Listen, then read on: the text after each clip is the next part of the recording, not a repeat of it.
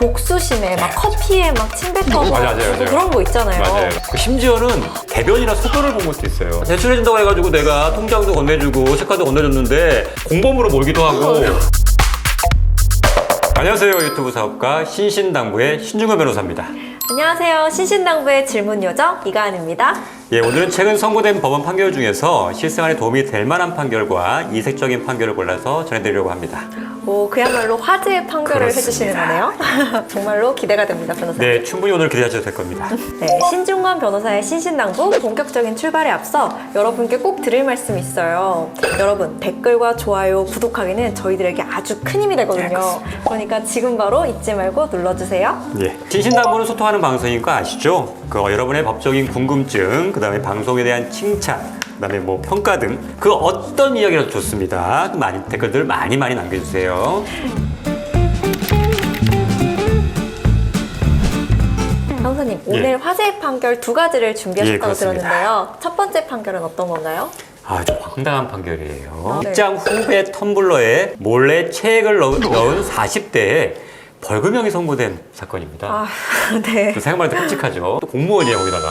공무원인 박 씨는 지난해 1월 20일부터 7월 14일까지 총 6차례에 걸쳐서 여자 후배의 사무실 책상 위에 있던 텀블러를 화장실로 가져가서 그 안에다가 체액을 남긴 혐의입니다. 그게 무슨 죄가 성립할 것 같아요? 뭔가 좀 끔찍하긴 한데. 사실 좀 체액이랑은 좀 성적으로 성범죄 생각나요. 그죠? 네. 다 당연히 생각이 나겠죠. 네. 뭐 체액이라고는 이게 표현도 있지만 사실은 아마 정액인 것으로 보여요. 근데 아마 이 표현상 체액이라고 표현했는데 화장실로 가져가서 뭐 넣었다는 거 봐서는 그다음에 또 성적인 게 문제가 됐기 때문에 아마도 정액으로 보여지는 거거든요. 이해할 수가 더 없어요. 끔찍한 거는 네. 실제로 그걸 모르고 먹었을 수도 있어서 이 부분 때문에 이런 상상력을 자극하는 건 좀 안 좋긴 하긴 한데 네. 그만큼 끔찍하다는 걸 말씀을 드리는 거예요. 그래서 우리 보통 그러면 야 이거 성범죄 아니야? 라고 쉽게 생각할 수 있는데 적용된 죄명은 뇌물손괴. 재물손괴라는 거는 이제 남의 물건에 손을 댔다는 거. 그렇죠. 손을 대서 네. 못 쓰게 하는 거잖아요. 그래서 보통의 경우는 부시거나 막 이런 경우가 보통 해당되는데 예를 들면 식기라든가 컵에다가 좀 뭔가 넣어서는 안 되는 걸 넣었으면 그 자체를 사용하는 데는 문제는 없을 수 있겠지만 기분상 도저히 사용할 수 없잖아요. 그렇죠. 심지어는 대변이나 소변을 본 것도 있어요. 그다음에 문에다가 이제 대변을 이렇게 문질러가지고 손잡이에다가 그냥 묻힌 네. 경우도 있고. 뭐 닦아서 사용하는 데는 뭐 지장이 없을 수도 있지만 기분상 이걸 사용할 수 없잖아요. 그래서 이런 것까지도 손괴라고 보거든요. 그때 이 경우에는 그래서 재물손괴죄가 적용이 됐고요. 네. 이 재물손괴 같은 경우에는 3년 이하의 징역 또는 700만 원 이하의 벌금에 처하게 돼 있어요.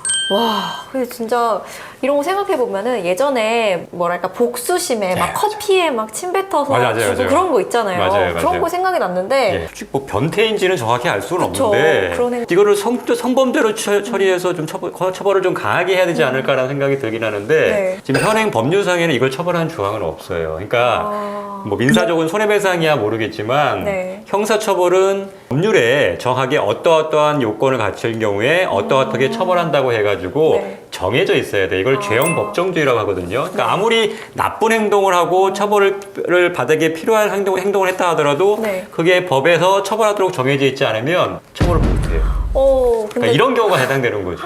기분 굉장히 나쁘고 성적 네. 수심도 느낄 수 있는 행위지만 그렇다고 마땅히 이거를 처벌할 수 있는 조항 자체가 없어요.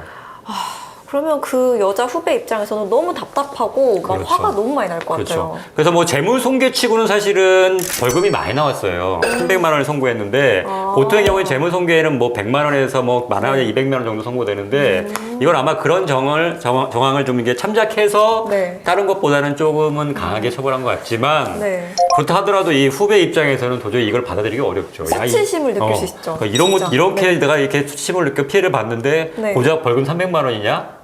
이거 생각할 수 있지만 이거는 현행법상으로는 어쩔 수 없고 법을 개정해서 이런 경우까지 처벌하는 걸 만들지 않으면 지금 현재로서는 처벌할 수는 없습니다. 그렇다면 만약에 범죄가 재물손괴가 아니라 성범죄 관련으로 이제 죄 몫이 정해질 수가 있다면 어느 정도의 그러면 굉장히 높죠. 벌금이나 요새 같은 있을까요? 경우에는 특히나 성범죄 같은 경우는 징역형이 많이 선고돼요. 그래서 뭐 실형까지는 아니더라도 대부분 뭐 집행유예가 선고되는 상황이기 때문에 성범죄로 한다 그러면 처벌 자체가 아예 달라질 수 있겠죠. 회사에서는 아마 징계까지도 가능할 거고 그렇다면 네. 해고까지도 이어질 수 있는 상황이거든요. 그래서 그런 쪽으로는 뭐 나름대로 분위기 좋아질 수는 있겠지만 네. 형사처벌로는 재물손괴 외에는 지금으로서는 할 수 없는 상황입니다. 그렇구나. 또 별도의 민사소송을 제기해야 되겠죠. 네.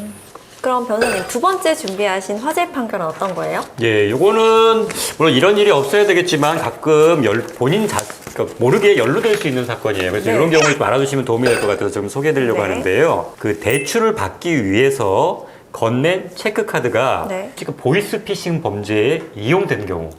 아, 이 종전에는 어떻게 했냐면 네. 이 경우에도 그 전자금융거래법 위반이라고 해서 적금 매체라고 해서 뭐 통장이라든가 체크카드를 네. 다른 사람한테 대가를 받고 넘겨주는 경우에는 처벌이 네. 됐단 말이에요. 그래서 아. 이 경우에도 본인은 비록 대출을 받기 위한 목적이라고 했다 하더라도 네. 어떤 그렇게 보면 이득을 취할 수 있는 방법이기 때문에 그런 경우에 체크카드를 건네준 경우에 전자금융거래법 위반으로 처벌받는 게 지금까지 대부분이었어요. 네. 그래서 이 사건에서도 그 항소심까지도 이 유죄로 처벌받았었거든요. 근데 대법원에서 이 경우에는 아니다라고 이번에 지금 바뀐 거예요. 근데 사실 대출을 위해서 체크카드를 건넨 건데 네, 예. 피해자분이 너무 당황스럽고 이게 가능한지 되게 속상할 것 좀 같아요. 속상할 거였죠. 네. 그래서 사건 개요를 잠깐 설명해 드리면 네. A씨가 2019년 6월 대출 광고 문자를 받고 성명불상의 B씨에게 카카오톡으로 대출을 문의를 했어요. 그랬더니 네. B씨는 2천만 원 이상 대출이 가능하다. 네. 이자 상환은 그 본인 계좌에 대출 이자를 입금해 놓으면 체크카드를 이용해서 출금하겠다. 네. 하면서 대출 원리금을 회수할 수 있는 체크카드를 보내달라. 그러면 대출해주겠다. 이렇게 했던 거거든요. 그래서 A씨는 B씨의 요구에 따라서 체크카드하고 비밀번호를 건네주었고요. 네. 근데 알고 봤더니 A씨가 이 빌려준 체크카드가 보이스피싱 범죄에 이용됐던 거예요. 그래서 검찰은 A씨가 전자금융거래법을 위반했다고 기소를 했고요. 네.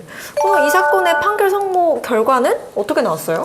예, 그래서 1심에서는 네. A씨가 향후 대출을 받을 수 있는 무형의 기대이익을 받을 것을 약속하고 적금 매체인 체크카드를 건네줬기 때문에 이 경우에도 전자금융거래법 위반이 해당된다라고 하면서 벌금 300만 원을 선고했어요. 그래서 유죄가 선고됐죠. 네네. 근데 항소심에서도 마찬가지로 네가 체크카드가 보이스피싱 범죄에 사용될 걸 몰랐다 하더라도 이 범죄 성립에는 영향이 없다라고 하면서 근데 또 그 항소심에서 뭐가 됐냐면 네. 다른 범죄가 하나 추가됐어요. 사기죄가. 아. 그러면서 이제 형이 더 올라가서 1년 6월에 실형이 선고됐었죠. 근데 이건 별개이기 때문에 이거랑은 전자금융거래법 위반과 상관없이 네. 이 사기죄로 이제 1년 6월이 이제 선고된 거고요. 근데 대법원에서 이제 이거를 아니라고 본 거예요. 네. 원래 이게 전자금융거래법 위반이라는 거는 대가를 받거나 받을 걸 약속하고 건네줘야 되는데 네. 이 사람이 지금 체크카드를 건네주면서 돈을 받은 게 아니라 단순히 대출을 받고 이 체크카드를 이용해서 이자를 납부하기 목적으로 지금 네. 건네준 거거든요. 네. 그러니까 얘가 대가를 받은 게 없는 게 아니냐라고 해석해서 이 경우에는 전자금융거래법 위반이 해당되지 않는다. 이렇게 본 거예요. 그래서 저도 옛날에 상담을 좀 많이 했었거든요. 제가 대출해준다고 해가지고 내가 통장도 건네주고 체크카드 건네줬는데 알고 봤더니 이게 보이스피싱 범죄에서 사용됐다 하면서 공범으로 몰기도 하고 그다음에 전자금융거래법 위반으로 처벌받았다 이렇게 얘기하시는 네. 분들 많았어요. 그래서 근데 기존에는 그대로 처벌이 됐거든요. 근데 거의 처음인 것 같아요. 이렇게 대법원에서 이런 경우에는 진짜로 속아서 네. 그러니까 지금 말만 그렇게 한 게 아니라 정말로 대출을 받으려고 했는데 그 대출에 대한 이자를 지급하는 방법이 이제 체크카드를 건네줘서 그걸로 하는 방법이었다라고 한다면 결국 너는 이거에 대한 대가를 받은 게 없기 때문에 결국 이건 전자금융거래법 위반이 안 된다. 이렇게 본 거란 말이에요. 그래서 혹시 주위에서 이런 것 때문에 혹시나 고민하고 계신 분이나 이것 때문에 내가 수사관에서 수사를 받으러 한다면 네. 요 판례를 얘기하시면서 이거 바뀌었다 이제는 이번 문제에서 처벌되지 않는다라고 하면 말씀해 주시는 게 그보다 도움이 될 것 같습니다. 그래서 이 부분은 이번에 새롭게 바뀐 판결이기 때문에 약간 정보 차원에서 알려드리기 위해서 제가 소개하고 있습니다. 이거 정말 필요했던 정보였던 것 같아요. 맞아요. 모르고 넘어가기 너무 좋아요. 주변에 네. 굉장히 많아요. 보이스피싱을 하려는 사람들이 우리들의 금융거래 정보를 다 갖고 있어요. 너무 깨고 있어요. 그래서 이 사람이 돈이 필요한지 안 필요한지까지도 알고 있어요. 그러니까 내가 대출해 줄 테니까 그거 좀 네. 달라 이런 식으로. 그러니까 예전에는 통장을 사고는 게 굉장히 쉬웠어요. 보이스피싱 범죄가 많이 알려지기 전까지는. 근데 네. 이제는 아니까 통장을 사람들이 안 판단 말이에요. 그쵸. 근데 대포 통장이 있어야 이걸 이용해서 범행을 이용하니까 그걸 취득하는 방법으로 이렇게 대출해 주겠다고 속여가지고 하는 경우들이 대부분이란 말이에요.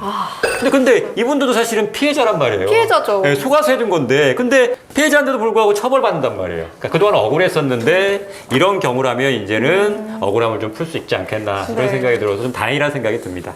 네, 오늘 준비한 내용은 여기까지입니다. 네, 오늘 설명해주신 화제의 판결이 여러분들께도 아주 유익하고 도움이 되셨을 거라고 생각이 됩니다.